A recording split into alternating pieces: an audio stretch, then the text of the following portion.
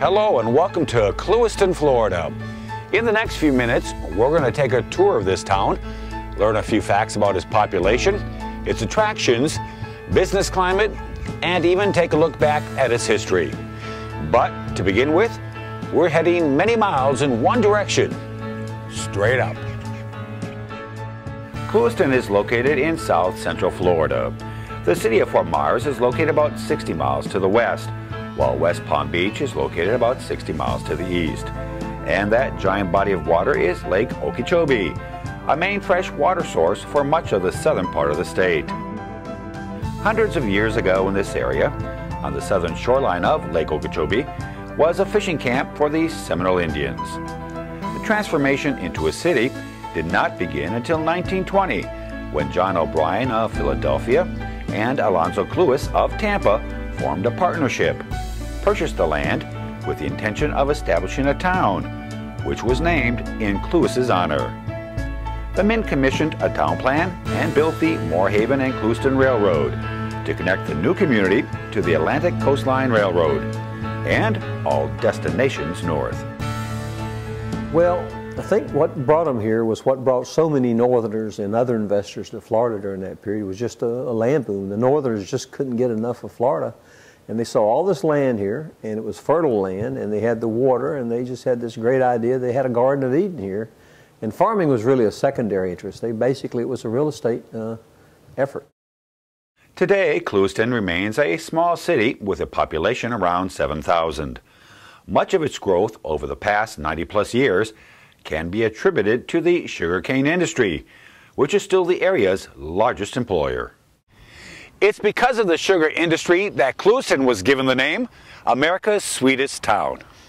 The biggest event that ever happened to Clewiston, without a doubt, was 1931, when Charles Stewart Mott came and bought the Southern Sugar Company out of bankruptcy and formed the United States Sugar Corporation.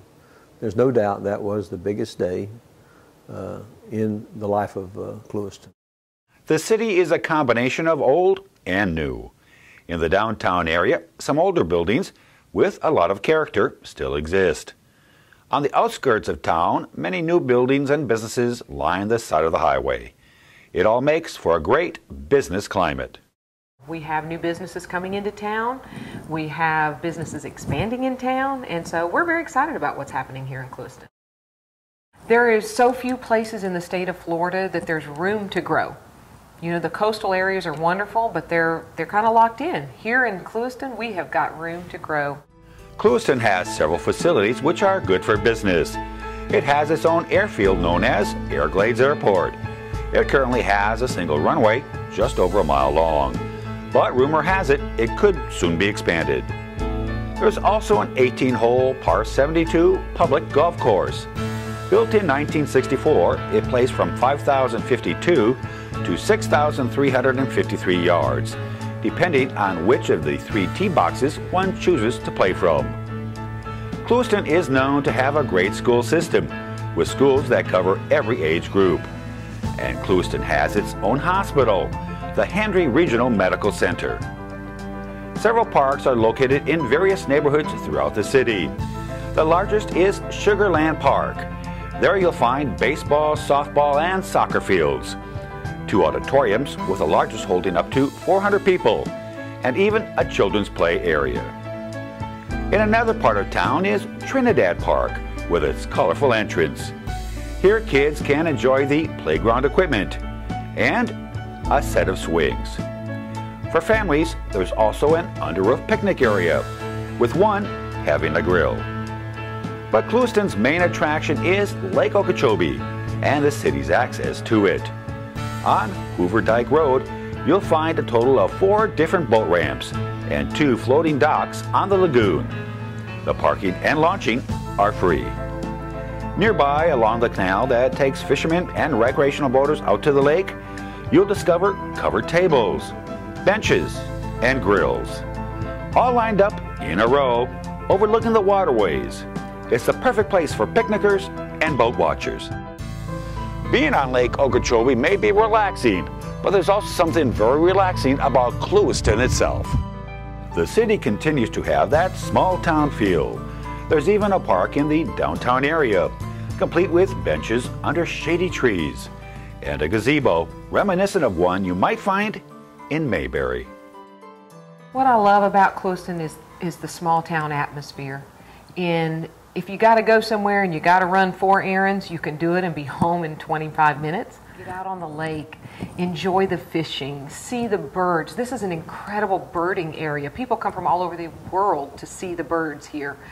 The fishing is top rated. So those people that like that kind of recreation, those opportunities are here. And again, I always go back to, it's just a small town where people care about other people. And I think that's a rare thing. As you travel up and down the neighborhood streets in Clewiston, you can't help but get the feeling that everyone takes great pride in their community. Sure, life may move a little slower here than in the larger cities on either coast, but that too has its own charm. The Clewiston area started off as a fishing camp for the Seminoles, and to this day remains a fishing hotspot thanks to Lake Okeechobee. It's an easy to get around town that's very friendly and warm. So if you're passing through this area, stop by. If you're looking for a destination for a day trip, look no further. If you're looking for an investment property in a great rental market, give us a call. The information is coming up. Thanks for watching, and we hope to see you soon in Clewiston in the very near future. Take care.